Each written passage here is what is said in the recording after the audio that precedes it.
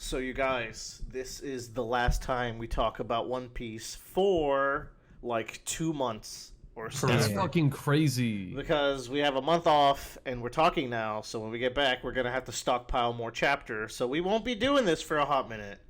So, Surgery. I mean, look, I've been talking about how Oda's art has been like a little fucky ever since the end of Wano. He still puts out bangers like that page of like Law's ship getting destroyed and all that.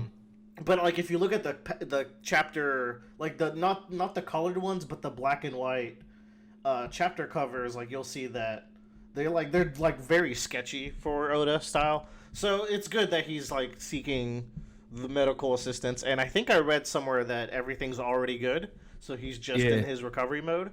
And also, being resting will not stop him from refining the story even more. So this is a good break, as we approach the final saga here, I guess we're in the final saga, and it's insane, y'all. So we're gonna do what we usually do. I'm going to start with a quick summary of everything we covered, and this is a long summary because there's some points to touch on. What a stretch of chapters. Before I read this, because like unlike the others, I let 3 or 4 chapters build up and then I read them. Which is optimal, actually. And I let a few build up, and I was like, all right, guys, should I pop it? Should I read them? And Willer was like, peak is happening right now. It's true. And I read the chapters. I was like, these are the craziest fucking chapters. We're being blessed. We haven't seen Luffy. Dude, actually, so we already haven't seen Luffy in like over 6 weeks, and that's not even accounting the week break. So let's say we haven't seen Luffy in 2 months. Another month is going to pass, and I'm still not 100% sure we cut back to Luffy when we get back. So that's crazy. We're not going to see this guy for like 3 months. Mm-hmm. Turns out the first half of Egghead was just the epilogue of Wano. I mean, they're completely unrelated, but go off, King. Yeah. Okay, so the summaries. We got Chapter 1082, which is our cross-guild check-in. We get Buggy's ambition, and Sabo arrives at the Kamabaka Queendom, which leads into 1083, where they discuss the revolutionaries' mission in Marijoa. We get to see how things played out. It's in this chapter, it's a lot of what we heard. We just get to actually see it. And then Cobra initiates a meeting with the elders, which we did not know about. And then we have 1084, which is Cobra speaking to the elders about Queen Lily, who left Marijoa but suspiciously did not come back to Alabasta. He asks what the D is. We cut to Charlos trying to kidnap Shirahoshi, and then he nearly gets killed. I thought he was dead, but apparently he's not. That man got fucking Tom and Jerry. Yeah, he did. He should be dead. And then Imu reveals themselves to Cobra, and Sabo sees this as he spies on them. Then we got 1085. Cobra pieces together who Imu is, but his explanation is cut off. Cobra reveals that Lily and the Nefeltari line are part of the D clan. Cobra is stabbed by some weird shadow thing, and Sabo tries to save him. Cobra tells Sabo to deliver the new info to Vivi, and then Wapol saw all of this, and hilarity ensues. And then we got 1086, where it's the fallout of the events from the Reverie. All the elder names are dropped, which was cool.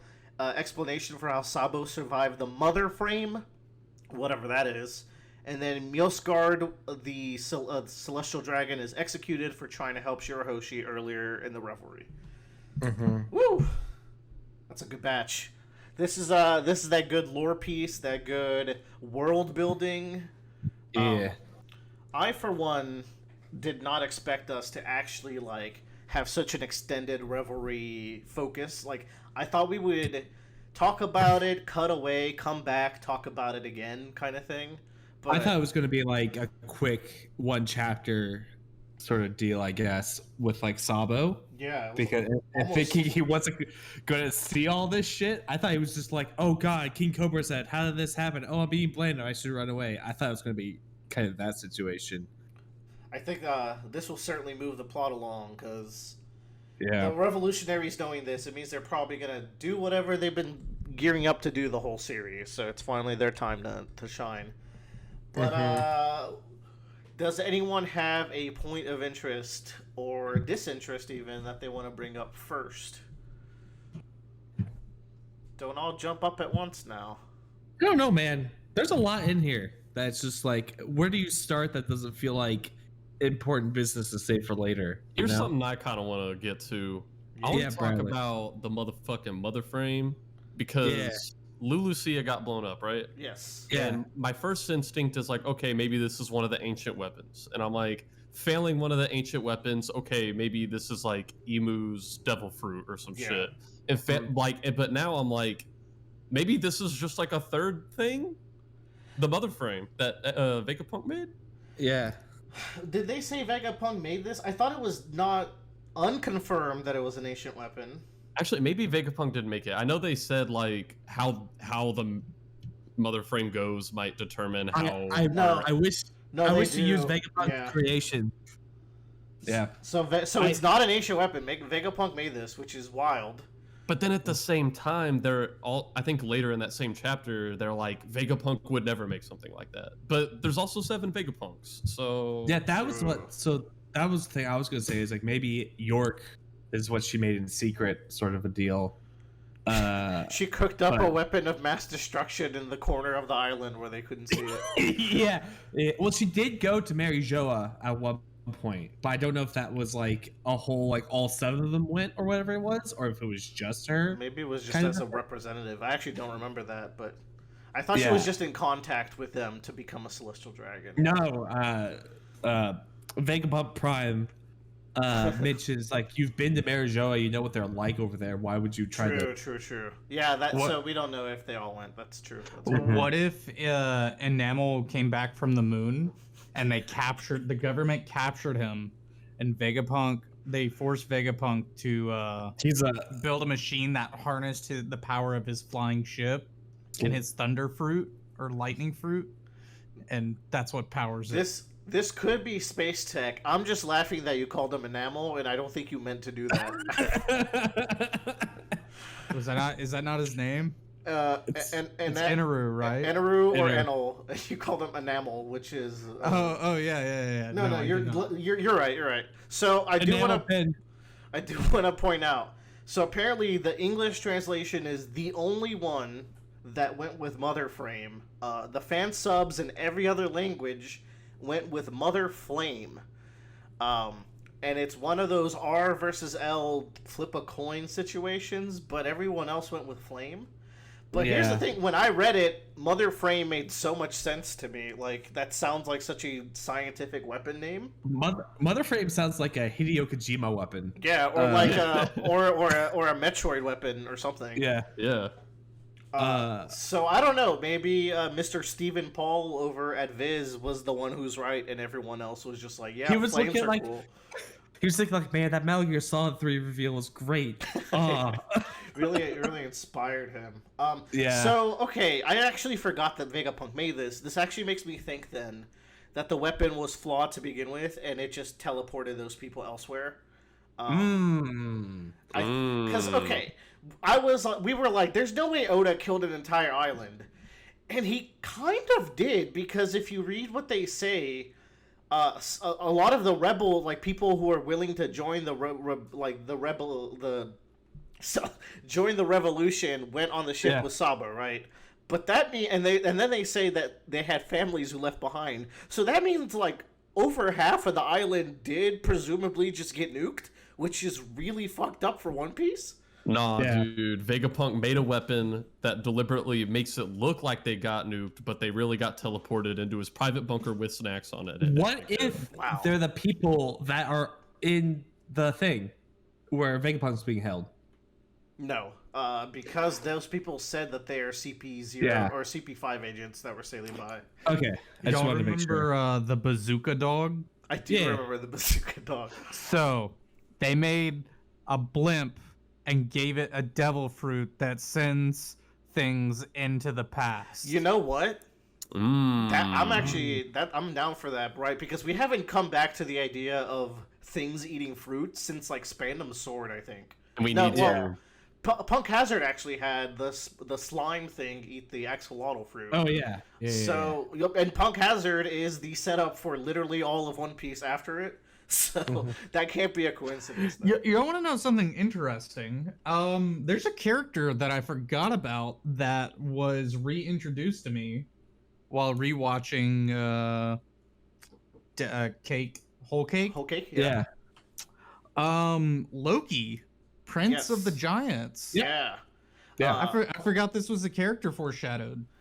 So that's the thing. They expect him to play a big role if we get to Elbaf, and like, we should go to Elbaf, but who knows? I get really scared sometimes that we won't. But Because isn't Shanks at Elbaf right now? yeah. Last we heard, yeah. Yeah. Kids. Hopefully, a live body is somewhere in the shores as well. We ain't going to Elbaf, kids. Yeah, we are. We're gonna go to Elbaf, and Kid's gonna be the best he's ever been because he's gonna be like humbled. We ain't fucking going to Elbaf. We're gonna skip past it, and that's gonna be Usopp's epilogue is Elbaf. I've said this before, but I don't want to believe it out of copium. We're going. So that's Mother Frame conversation. I do think it's viable that it's a devil fruit ship, though. That's a good idea. But I think also, and before we move on from that, so when Imu is talking about using the Mother Frame, the reason they give is that it's just close. They don't mention Sabo or anything at all. Which is so okay. I'm glad you brought that up, right? Because I did note that as like something really interesting. And then like we were like, oh, they did this because this place rebelled. So we were coming up with all these reasons for why it would be this place, but Im is just like, that's the close one, whatever. And I do, and I like how we try to find reason in what is ultimately just an extremely powerful person who treats the world as their plaything. Yeah, their plaything. So that's a good way to characterize Im, and I do like how after that the five elders then try to like reason out why that could be a good idea. Like they actually come up with the logic side of it, but Im has an impulse and it has to be done, and then they come up with a justification later. Yeah, I thought that was so interesting. Like he says, "Okay, we're gonna do it," and then they're like, "Well, there are signs of rebellion," and it's like normally you think that conversation would go opposite. I read that a completely different way. I read it like she said it's close, and then they explained what it's close to, as in the island is close to rebellion. So she foreshadowed, or they somehow knew that that island was about to rebel, which is like the same reason why the ancient kingdom has disappeared as well, and the D clan is because they rebelled. So I read it as they know they're about to rebel. We're in tune with the politics. We're gonna get rid of them anyway. I could see that. I could also see it being a double meaning where it's like it's physically close, but they're also close to like the precipice where they will be problematic for us. That's the thing. Like, there's a lot of different ways you can read these three words. It is close. Indeed. Man. Okay, let's talk about their names. We got Saint J. Garcia Saturn. Okay, that one's easy. We know him. We got Saint Marcus Mars, the least creative one. This is the guy right here, though. Saint This is the one. Top Man Warcury. That's my fucking go. Because I was like, okay, Saturn, Mars, Warcury. Right, my favorite planet. But then we get Saint Ethan Baron V. Nesjuro. So it took me a while. I was like, oh, this is Venus, and I'm just an idiot. Okay, I got it. Venusjuro. Yeah. Nosjuro sounds like a very Wano-esque name. Oh, I didn't even get the Venus. Oh, Yeah. and Jupiter, I'm an idiot. Yeah, and then we got Saint Sheeper Jupiter. I was sitting here and I was like, obviously he's Saint Peter, which is something, but I was like, what are the first three planets? And they're not, but they are. So they on the money. They were all the planets. M is the Earth they revolve around, but Luffy's the sun. And y'all, there's one other planet name we got in this story, and it's an ancient weapon, right? The other three planets aside from Earth are the three ancient weapons: Uranus, Pluton, and that's the other. That's gotta be relevant. Yes. Yep. And you know what's interesting about this page too is I like specifically the phrasing, "We can bring this ancient battle to its conclusion." Yeah. Which makes me think that like after the Void Century and the world government has been created, they don't view that as like a win. We rule the world now and we just have to coast. It seems like this has been a battle that they never consider finished. That's a great way to put it. And also, that's a very just like hype thing for the elders to be saying. So, And I'm guessing this battle is either either the flames of revolution, like make all mankind subservient forever, or the D-Clan, or both. yeah. So while we're on the five elders, I also want to bring up the fucking fight Sabo has. And Yeah, they turned into weird ink people. What the fuck was that? let's figure out what's going on there, because I've seen multiple like guesses of like what that actually is happening. So this was in chapter 1085, and basically they pull out their guns to kill Cobra, but then like a weird shadow arrow comes from the side, and I think that's M's ability. Yeah. And then it goes through them, and then Sabo lights those motherfuckers up, and they turn into like a bunch of shadow animals. Yeah, I didn't know if this was their abilities, if M's ability did that to them, if like they themselves as people are just creations of his ability. I don't know. I thought of all three, and I have no idea, yeah. It could also be Oda being like, they are able to transform into things, but I don't want to show off what they are right now, kind of a thing. I do think this isn't the usual silhouette, and trust me, if anyone loves a good silhouette, it's this motherfucker, but these seem like actual, like, black beasts, and, like, the panel where Sabo's running away from them, like, I don't know, it just feels more literal than I think than like just hiding their designs. I've been burned by the numbers. I ain't waiting on shit for these silhouettes. True, they're gonna come out of these silhouettes and look like the dumbest motherfuckers. I mean, look, Vegapunk's silhouette was in Punk Hazard, and then he's fucking Einstein Man. So yeah, I want to say that, like, this is me personally, these silhouettes look a lot like Chaos Demons from Warhammer. Weirdly, it's like, because you have like the thing on the left is like a Nurgle dude, and then you have a Tzeentch bird in the background, and then you have this big fucko in the top. Somebody did point out about these though, is all of them do look like they're awakened devil fruits. But I think that would be. We just did a major arc with the animal people, so I don't necessarily want these guys to all be Zoans. Oh, I mean, mythical. Maybe they're all mythical. Zoans. Yeah. Maybe they're all mythical, and that's like what makes them special. Because mythical Zoans, I mean, look, they turn into like Luffy, so they can be anything. And like, there's a fucking dragon in there. Like, come on. One of them does look like a mammoth, but wasn't Jack a mammoth, or was he just Jack's a mammoth? Oh yeah. Well, it would be like a mythical Minotaur, but there's a Minotaur in Bolt Down. I don't know. Maybe they're so mythical that they have no attachments to the real world. I mean, the bird could be raw.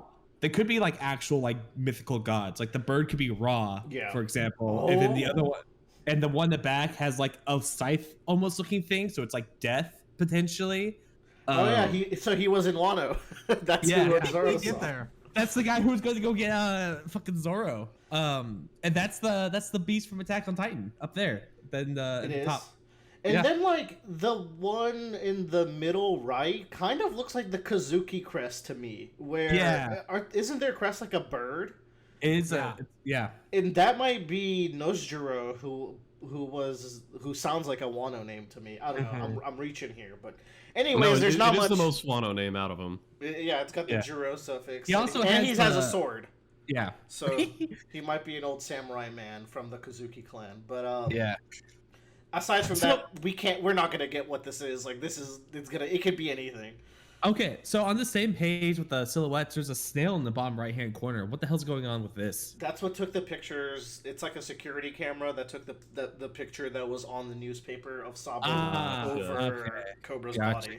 I'm surprised they allow a camera of any kind in I'm this going room. to assume it's angled to where it's never looking at the throne. So that would make sense. So that way when M walks up there, he never runs into any danger of like being on camera. You know what's interesting is only the worst bad guys use guns. It's true, and I do love that about One Piece. All the elders pulled out guns. Yeah. Now there is that One Piece movie where the Straw Hats were the bad guys and they pulled out a bunch of guns. Yeah, they did do that. They did do that. That was raw as fuck. Now, Tyler, do you have like a favorite segment of these chapters? Fuck, dude. If I can even remember. That's what the summary was for, man. I think I liked, honestly, like the exposition talking the most. Yeah. It's the easiest for me to keep track of. It's what makes the most sense. It's what I'm used to from the anime. Is just like still frames with music of people talking. Yeah, that shit goes hard though. Yeah, yeah. I think I do just like the big reveal of Nefeltari and what lands are they from? Alabasta. Yeah, the Alabasta Kingdom lore. I'm a big fan of all the like history lessons that are going down. Tyler, you haven't that's just what I want. You haven't even brought up the hidden poneglyph from the anime from Alabasta. This is it. I know. I know it is gonna come back. It's the last one where it is because the princess took it back there. It's the original poneglyph. Except she didn't go back. So this was a little confusing for me at first. So the way that this goes is, and this will be like a little summary in case it helps y'all out as well. This is my understanding. I could be wrong. So there's the 20 royal celestial families or whatever. One of them stepped down, but they're still part of the world, like the world government, but they are not part of the 20 celestial families anymore. They went back to Alabasta, but the records show that Queen Lily never went back, and instead her brother ruled, even though she's the one that like was ruling at the time and sent that letter to Alabasta. And Cobra was like, "What's the deal with that?" And the letter had it signed as Nefeltari D Lily, and he's like, "Okay, so what is the D?" And when M hears D, like that's what prompts them to attack Cobra. So that's also worth noting. That's what was so cool is as soon as he learned that like the D is their enemies, he got scared to tell them her full name. Yeah. That's like it was like on site. Like he says the D Lily and then M which is crazy because the Gorosei were about to pull the gun, but so that means that like this sparks anger in M immediately, and you can see the eye narrow a little bit. Also, like in like page 7 and 6 of that chapter in the D line, there's like a light on that first top M panel. I guess that's just like their nose. It's just weird. I'm just so used to seeing them as like a blob of darkness with eyes. Yeah. So any definition is weird to me. It's just funny because we were just talking about the section with the D, and there was a line in 1086 that made me laugh where one of the elders was like, "No one has led a life more affected by the D," and I was like, that's a quotable line. She belongs to the streets, boy.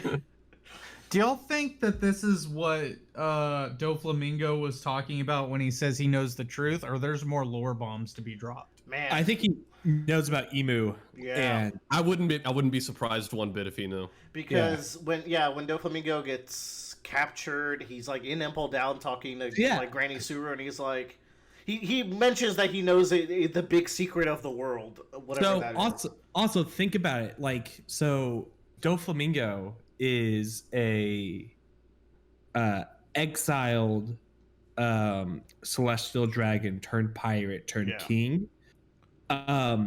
You would think in the time that he's a pirate there would be some sort of more animosity towards him, but they seem more open to a negotiation to him during like Dressrosa, more so than you think. They probably tried, right? But Dofi had like a very strong support system where like his crew was strong and incredibly loyal. That's like a big part of his flashback to me. But I can see that like Dofi's the one that goes like, I know what your whole ordeal is here. I will just leak that very easily to everybody. So lay off me, or come up with the 7 warlord system or whatever kind of a situation. Y'all, we still don't know when the 7 warlord system became a thing, do we? Yeah. What if like Doflamingo created that? I feel like that he created it and ended it basically because Fujitora is like, did you see what that guy did? Yeah. That would be awesome actually if he's the beginning and the end. I always thought it was interesting because like they seem to just really shun those that like walk away from Marijoa. Like you look at Dofi's flashback and his dad calls people back home and they're like, nah, fuck you, you're done, get out of here. That's such a good flashback, man. I know. Oh my God! Speaking of people in the Don Quixote family. Yes. Okay, this was my point. That I Oh wanted to get yeah, to. dude, that was so cool. I wanted a vibe check. Does everyone remember like the full story of Don Quixote Mioscard? Because this character is really interesting. It's not a very major character, but I think he says a lot about the series. He's the one that goes to Fishman Island and is injured, and Shirahoshi's mom helps him, right? Yes. And as a result, like she goes back up to him with him to the surface, and I think anyone reading it gets the sense of like, oh, they're gonna kill her up there. But they don't. He was genuinely a changed man, and in the beginning of the Revelry, he's the one that like stops Charlos from kidnapping Shirahoshi at the start, and he's the one who gives Leo and Sai the go ahead to go kill Charlos. They're like, they're pirates, it's fine. So this guy's the GOAT. He's the best. He really is. But oh my God. And he's from the same family as fucking Dofi. That's great. I think they're cousins. I was looking at the family tree. Oh, interesting. But that's cool how different they are. That whole family is good when you think about it, because Corazone's the fucking best, and then Dofi's dad was naive, but he had good intentions, and then Mjolsgard is awesome. He's a changed man now, so it's like, yeah, I think they all are capable of good except for Doflamingo. So he is executed by someone called Saint Figerland Garling, and this is one of the first Holy Knight that we've seen. These Holy Knights have been brought up like fairly recently as like the last line of defense of Mirajoa, and now we're finally getting to see them. So because y'all didn't watch Film Red, I watched Film Red, but Joe did. You may not know the lore that Shank's last name is Figerland, and we get a flashback in Red, and y'all should watch Red. But I'm not gonna spoil everything. I'll just say that we get a flashback where we see Roger finds Shanks in like a treasure chest in the same time span that would have been the God Valley, and I think we've talked about this before. But the fact that his name is Figerland, and that one of the head royal knights is a Figerland, like it's very clear that this is someone related to Shanks, and like pretty much confirms that Shanks comes from a celestial bloodline. Yeah, which is crazy. It's crazy. I was right. Now Tyler was like, "Who the like?" Actually, like you saw like a thumbnail with Shanks, and you're like, "What the fuck? Why is he on the thumbnail?" Yeah, I was, but I also have said, Shanks is probably like a celestial dragon a whole bunch. Yes, but I just think it's funny. I just like to reiterate that a whole lot. I just think it's completely fair to not realize who this character is because it's so easy to miss. It's like I'm a One Piece scrub. Yeah, it's also one of those things where like it's not really fully revealed or important enough yet within the story. When it'll be important, it'll be like explicitly said, I think. Yeah. For a normal, I read the manga, this is something I don't know. Yeah, and I just think that's completely fair. I'm not clowning on you. This is not like Stussy. That one was on you. Yeah. Who the fuck is Stussy? Oh, shut up! You're trolling. He's trolling. I'm not. Who the fuck is Stussy? Oh my god. It's funny because you're gonna see her if you watch One Piece with Kelly. You're gonna see her soon. You'll be like, "Oh, hey, there's Stussy." Who the fuck is this? Are you Do you already forget the character you forgot the other day? This isn't the soap girl. Who is this? No, it's not the soap girl. That's what you thought last time. That's Khalifa. She's a CP0 agent. She's the weird succubus thing. That's like the triple agent for Vegapunk. We actually don't know the full story there yet. Well, we kind of do. She was created by him. Anyways, Joe, do you have like a highlight point? Because Mjolsgard was mine. Mine was primarily the. I have two things that I want to talk about. One of them is like less so. One of them is more so, like more relevant to like what's happening here. I think they're both relevant, but one of them is that in regards to the D. I think I saw a theory that I kind of agree with is that like the D is a title that can be potentially given to somebody, because it would be strange because Im didn't know she was a D and she's one of these royal family members, that it might have been like a post-war, post-whatever given to Lily essentially. Ooh, that's interesting. Like, Because then we had the knowing that flashback with Lily's a Sabo. D, like it shows like a betrayal kind of thing. Yeah, and then we get that flashback with Sabo saying, like, talking about you just can't get a D kind of a thing. I think it's just, it seems to line up a little bit, and it would make sense that, like, Im wouldn't know about that, right? But we also don't know the full story. Like, the Ds might have been, like, very, like, hush-hush about their thing until recently.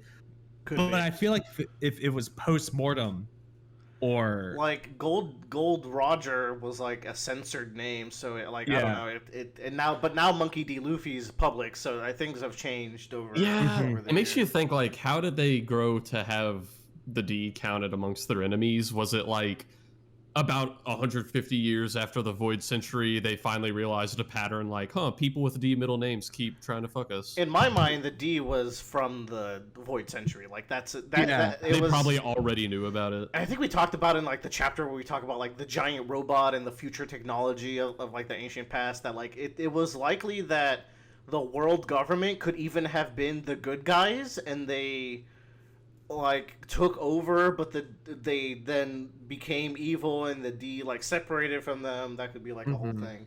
I can't wait to find out. Like, that's going to be the actual peak, because we've been waiting for too long. But man, what if we're just dumb and D is just dragon? Lame. Dragon, monkey, dragon. Shut up, Joe. Monkey, dragon, The Luffy. D Oh, stands dragon. for Don You're right. Quixote. Oh. That just seems suboptimal. It's very likely Dawn or Devil or Demon, I think. Yeah. Those are the hot picks. I think my theory Destiny. is on. Destiny. That was one of them. We're not throwing around. The other one. So hold on, just real quick. I don't know about that, because, like, did Im really not know that Lily? But was it just that's seems what like it seems to be. It just seems like the reveal that she's a D is more relevant than anything, because, like, this information reaching Vivi is apparently going to be, like, something that changes the tide of the world, I feel, because that's Cobra's dying for it. Wait. Remember the first time we see M, like, 100 chapters ago? Yeah, in the butterfly room, and, like, the and pictures. she's got, like, 2 wanted posters, and one of them is Luffy, and the other one is a Vivi. It's actually 4. It's Luffy, Vivi, Blackbeard, and Shirahoshi, which is a weird group. And to this day, I can't quite. Monkey D. Luffy is the sun god, and the other 3 are the ancient weapons. Actually, in Skypiea, they talk about 4 gods: the god of the sun, the earth, the rain, and something else. Boy.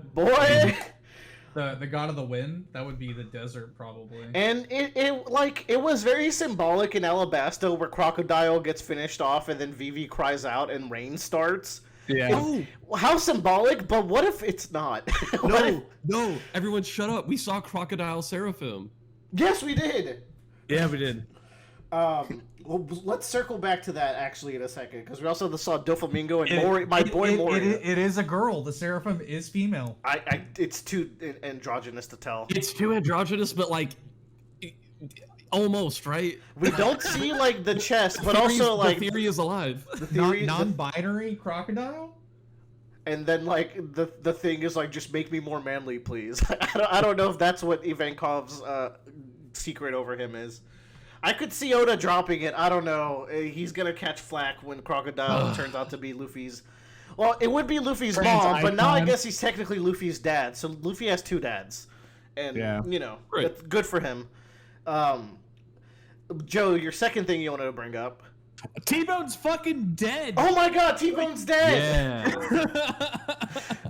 Okay, so, like, I'm in, like, certain Discords where they talk about One Piece, and they were like, who the fuck is T-Bone? I was like, you sound like fucking Tyler right now. Tyler, who's T-Bone? T-Bone fought on top of a train and got beat in, like, 1 episode in the anime. Let's go! That's all I need. Willer, Tyler, you win. That's close enough. No, so insignificant, he didn't even last 2 anime episodes. No, he's in a couple chapters, but the thing about T-Bone is that he was, like, one of the few good Marines that we get to see in the series. He's actually, like, super noble and heroic. So I think the theory is that, like, he let himself get killed so the starving man could be able to feed himself via the bounty. Because there's no way that weak old man was able to actually kill T-Bone. T-Bone was extremely memorable. Yeah, for they said he how let little he was himself in. die, right? They didn't say it, but we're thinking it. Oh, I thought I read that like he probably one of the generals said he probably let himself get killed because he wouldn't fight back. Oh, maybe that was stated. That could be the case. That's the oldest chapter. I mean, look, okay. Before we talk about Buggy, we could close out with Buggy. That's like the last big thing to talk about. Because that chapter was actually really good, in my opinion. I do want to tell you my theory on what's going on with Im. And I don't know what the prevailing theory is. I haven't watched any videos on it, but this is kind of what I've gathered, right? Back in Dressrosa, it's talked about the immortality surgery, right? That's a big thing, and people have theorized Im has that for a long time. But like the page after that, and I saw this that like the Library of O'Hara actually reminded me this exists. The page after that, Doflamingo actually highlights that another like big reason why he wants lost fruit is the personality switching operation. And it's like the personality switching thing introduced in Punk Hazard is like a lot of people's biggest problem with Punk Hazard because they don't like that gag. But it feels like important enough to where, and then Doflamingo reiterates its importance to where it's like, I don't think Im is just immortal. I think Im is a man who has his personality in the body of Nefeltari Lily, who is immortal because of the operation. Ooh. So it's Zabek. What? It's Rox Pirates. It's the captain. Is that what's his name? Hold on, let him cook. Who is the captain? No, of the Rox Pirates? it's Rox Zabek. I've just never thought of that. So like, I mean, we saw his body in Impel down like frozen in ice. Maybe they needed that some shit. That was something different. Like a long time. He wasn't in Impel, but like I was thinking, I was like, what if there's this really cool concept where they get like if they know where devil fruits are going to spawn, okay? The fruit Eve is where they spawn. Yeah. So if that's in Mary Joa, allegedly, like. We also, like, if you look at the elders, they're all different ages. I was thinking, what if not only Im, but all of those 5 are also immortal? I've also thought that, and I'm down for it. They're all different ages because that is when they got the surgery. Like, what elevates someone from Celestial Dragon to Elder Celestial? Because it's always been very weird that these guys are way more worldly than the fucking dweebs who wear bubbles on their faces. You know, like these guys are just some cool old men who sit in the room and hype us up for the story.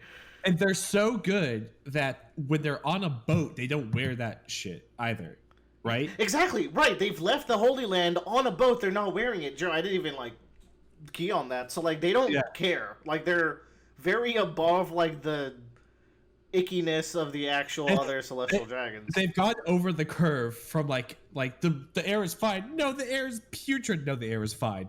Kind of a thing. Let me get a last breath of this air before we cleanse this world. It's like what is the process of becoming elder celestial? So it's like it's interesting. It could be that they are the best trained in politics and combat, and they get the surgery, and that's how they join the ranks. We know more about Im than we do about the politics of Mary Joa. A little bit, yeah, and we know nothing about both at the end. So the thing is, about your Zebex thing, right? So Zebex, I guess, disappeared off the face of the Earth 20 years ago at the God Valley incident, 22. We don't know how long Im has been a presence. But then how would that work? Why? Im got the op fruit used on him 800 years ago. Yeah. No, that's a lie. Lily what actually did. happened? Lily did. No, both of y'all are wrong. Bluno opened a door in time, and that's what happened. I was about to say, we've seen the future fruit. Where's the past fruit? I don't think if there's a past fruit, we might be like we might get into bad writing territory. I think the scope of this story would get too big in a not good way, maybe. It would literally be Luffy's the reincarnation of Roger because he's Roger from the past to the future. No, he's the reincarnation of Joy Boy, isn't he? No, he has the Joy Boy's fruit. Okay, it's different. It's totally different.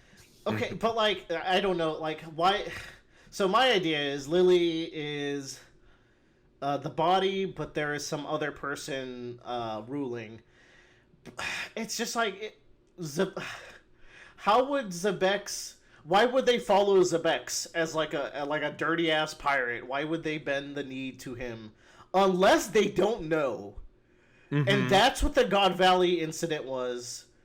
Oh wait, that could be crazy. Like he's never given himself away, but they're like M's acting a little different, but it is M, so we just gotta like do whatever he says. That'd be interesting. It's also interesting that Oda said that Wano's going to show us the greatest foe the Straw Hats will ever face. And we were like, and then he called it a lurking legend. And it wasn't Kaido. So we're like, who the fuck was that? Well, that's also the same arc that introduces Rocks. So it's like, oh, is Rocks going to come back? It's also the same arc that introduces M. And look, Oda is slick, but he's not that slick, because if you go back in time, you'll see that he introduces like certain ideas at roughly the same time, like 1 or 2 arcs apart. At least that's a trend I think I've noticed in like rereads. So I feel like it's not a coincidence then that he might introduce Rocks and M in the same arc. And then so like it was Lily, and then she was at God Valley for some reason. That's where the Celestial Dragons used to live. During the big fight, Rock switches body with Lily, and then dies. And that's why Kaido's so upset, because he went out like a bitch, because it wasn't, like, actually Rocks. It was someone who swapped body with Rocks that died. Let me cook. And then he goes back. They relocate to Mirajo after God Valley is, like, leveled, or whatever the hell it is now, because we have no idea. And then he just plays the part, and then he, like, that's why he ups, like, the thou shalt not speak to Mu kind of talk, like, trying to pretend, like, trying to play the part. I don't know. It could be. But, like, here's the thing is, like, we're led to believe that, like, the empty throne has been around since the dawn of the world government, which is just after the Void Century. 800 years ago, yeah. So, I find it hard to believe that, like, they'd be able to figure out there's a world leader kind of a person that's Rock, like Rock's figuring that out, but once again, we don't know who that is. Yeah, we don't know what he's capable of, really. And it's even weirder, like, I don't know if God's Valley is where they originally resided. I thought it was just an island.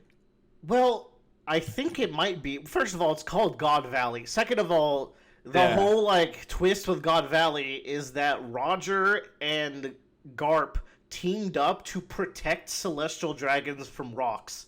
Like, what kind of... First of all, what are so many celestial dragons doing there? And what kind of scenario will lead Roger and Garp, who hates celestial dragons, as far as I can infer, to actually fight to protect them? So it's like...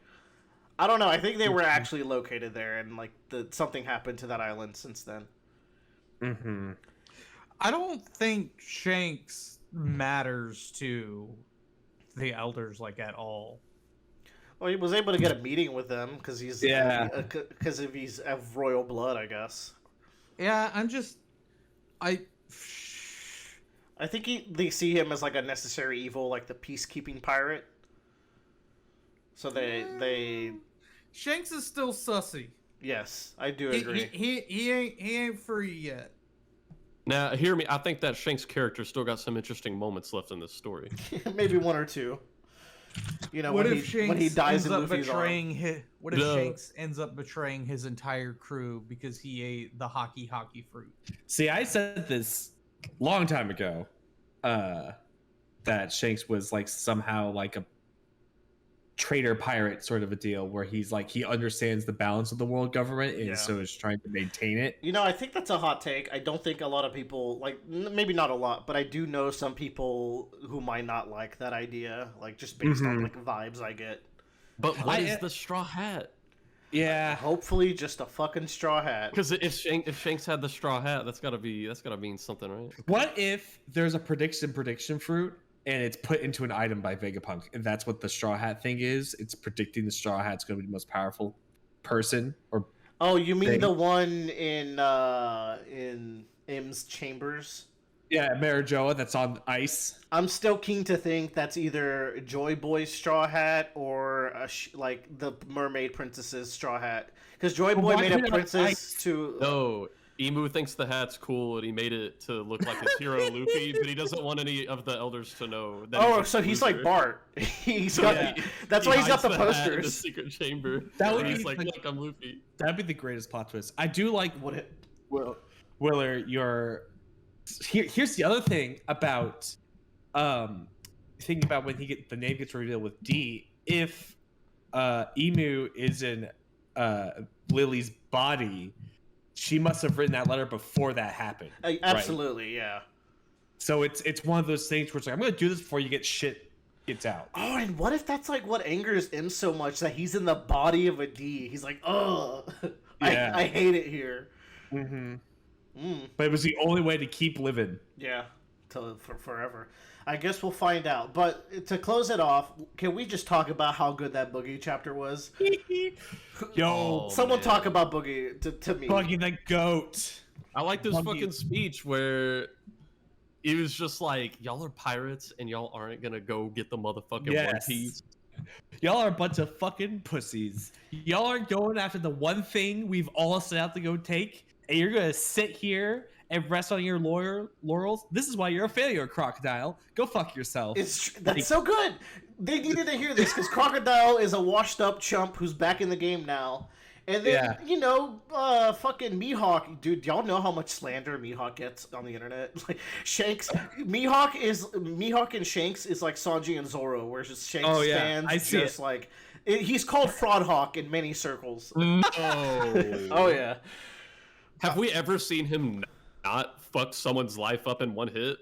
Well, Bradley, they say that Mihawk was scared to go fight emperors a couple chapters ago, and that's another point towards Fraudhawk. Meanwhile, Shank shows up and scares off admirals, so okay, just keep that in mind. I'm not going to perpetuate this. Let's end the topic, but I do like how... First of all, this chapter is just very funny. I like just like Boogie going, "Please kill me." Like and meeting room now has like that like, "Babe, it's time for your 4 o'clock dick flattening" energy. Yeah. But it's just very good, and I like what changes him is the news that Shanks is going for it, and then he remembers like a flashback that I think is really good of like kind of how Boogie and Shanks broke off in bad terms. And, like, he even says here, like, he never saw himself on the level of Shanks. So he's like, I'm not going to bother. So if you remember at the beginning of the series, Boogie's whole thing is like, I'm going to get every piece of treasure on land, not the ocean because I can't go down there, except the One Piece because, like, I'm just not that guy. I'm not him. And we've seen this parallel journey to Luffy where this, like, washed up, like, let's just settle for anything else but the One Piece has risen up so high that he's like, fuck it, man. If Shanks can go for it, so can I. Let's go. And I'm an emperor. I'm on his level officially. I've made the right exactly. Like, I feel like turning into emperor and being humiliated like this is such a good character turn. Oh man, like, I love that he says when he's talking to Mihawk and Crocodile, it's like, wealth, power, we'll have it all. We just have to, like, he repeats the opening to One Piece. It's so good. Like, y'all. Yo, I didn't even notice. Yeah, he's saying, like, Roger's words. He's really going for it. And like, genuinely inspirational speech even to the reader, and you know that Boogie's an idiot, so, like, for him to inspire you despite that means that this was, like, a really, like, well-done scene, in my opinion. I just love that flashback. He's like, me and Shanks were both 2 kids on the same fucking deck, Gold Roger's ship, so why is he going to get the One Piece and I'm hanging on a hook? It's so good. Oh man, like, Boogie's kind of becoming one of my favorite characters. Has been. He's always been great, don't get me wrong. We've always loved Boogie, but I think he's like he's not just funny, he's actually becoming like really well written when you like look at like his journey. Could you imagine going back to 1999 and going, hey, this fucking clown, literal clown, in chapter, was it 5 or 6 of One Piece? Ostensibly the weakest East Blue villain back then, in my opinion. Like, as like a entertaining threat to me, he was like the least interesting. But Yeah. I see what you're saying though, because for a while there, I can understand the Buggy frustration because it's like every time he shows up, it's the same gag. Like he does something dumber, and people love him even more. Not even but a now frustration. there's a journey with that. And not only that, like, I think this kind of confirms that this isn't just like a funny journey. Like, this is going to be extremely relevant to the end of the story. Yeah. Well, it's great because it's like all that Buggy had to do was somewhat try to make a name of himself, right? Yeah, exactly. Like, he just had to put in the work to like actually use his charisma and get somewhere, and he did. Like, he just stumbled upwards. Mm-hmm. Fake it till you make it, baby. Truly. Yeah.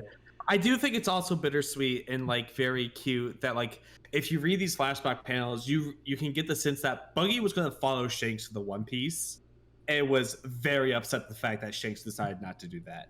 Yeah, then. Like he was ready to go, and then Shanks being like, "We can go later." Like that just rubbed him the wrong way. It's like, look, man, if you can't take me there now, like we're not going later. I'm just gonna give up. Yeah, like it's so good. Yeah, what a great boy. And like I don't know, he's just overall great, and the let's go take the One Piece is ours. It's such a great reflection to like that influence Luffy has onto him. Yeah, because that's a very Luffy thing to go and declare. Well, also like in Marineford, Mihawk states that Luffy's scariest ability is the ability to get allies. And Boogie's always had that same ability. So it's just cool that like he is Luffy's rival, not in strength, but in that charismatic leader way. I can't believe Boogie's going to be the Neville Longbottom of this series. Y'all, there's a non-zero probability that Buggy gets the One Piece at the end of the story. That actually hurt me when you said it out loud. Why? I think it's like a solid 35% chance. I'll give it 15, which is more than you would expect from a series that the whole premise is that the main character is going to find the One Piece. Yeah. It's just like I could see him like getting the treasure and like becoming king of the pirates.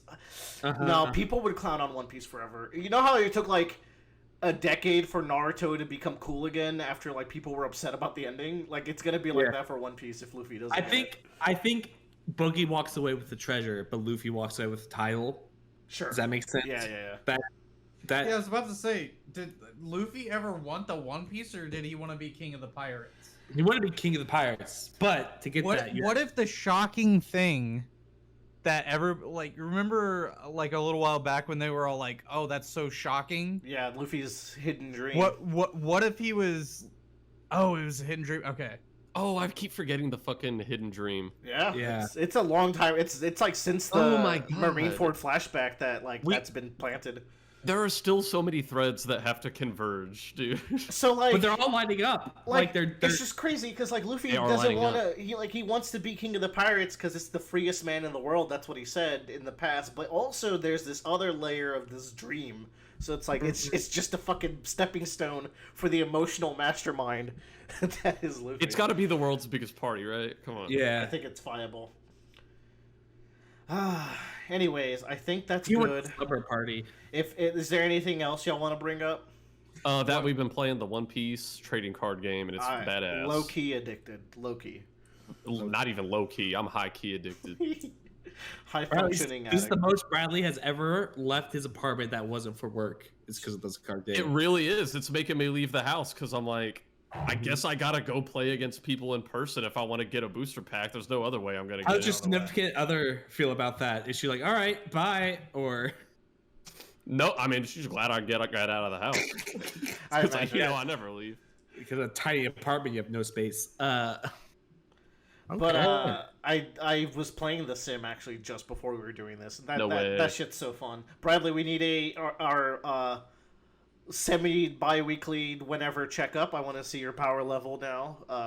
I did a lot better this week when I played, both because I think I know the game better, but also some of my singles came in. I was able to finally not be working with a basic bitch deck. So did Karoo get subbed out? Be honest. Yes. So the two I subbed out were Karoo and Vivi because both of them were just like vanilla cards, no effect, and they weren't even Straw Hats, so I couldn't even search my deck for them. Do you know that there's that card called the Sunny Coon from Film Red? I bet it's really expensive, but it is absurd. It is a. I think he is basically just like the Straw Hat counterpart to Karoo because everything else is the same. Yeah. I want him though. Karoo not being a Straw Hat's fucked up. That's I know. so What the rude. fuck? But when Nefeltari D Vivi comes back and joins the Straw Hats, That's they're gonna the have to thing. I was like, in OP6, we're gonna get the Vivi card with a different name. I think it's the D name. Yeah. There are a bunch of Nefeltari cards coming out, like the promo card I think for set 3 is Vivi. Yeah, Vivi's getting a leader. Actually, she's getting a leader in the set 4 or 5. I saw That leader is fucking insane. Yeah, looking. so good. But on that note, we'll leave it there, and we'll catch up on One Piece in, like I said, like over 2 months from now. So, but we'll still be reading, of course, and doing our card game thing. We've never done live stream a card game and just post it as content. That's a half joke. You know? Half joke. But I do want to say, we never did the tier list with Bradley of the post-time skip characters, and every day I'm like... That's right. I just hope Bradley doesn't forget those characters by the time we get there. I probably have forgot some of them, but we should do it anyway. That sounds fun. Well, That'd be good content for between the months. Yeah, actually, for break month, it's perfect. I think that could be good. And then, we still have a ways to go to the ending. What I'm thinking is we'll do what I'm planning with the anime tier list, where we're just going to take what we already have and reorder based on what's changed and add in who's new, because that saves way more time. Yeah. Okay, we can look into that. So that might be fun content. Because also, some of those takes, Joe, that we had, I think have just aged so poorly. We put Kawamatsu in awesome tier, and that, eats away. Oh, no. A lot of those samurais are going to be dropping a few tags. You know what? It's Kawamatsu and Denjiro. Those are the ones that I think had very good introductions, especially Kawamatsu, into doing fucking nothing the rest of the arc. But we'll see. Okay, I'll catch you guys later. Bye-bye. Bye. Bye.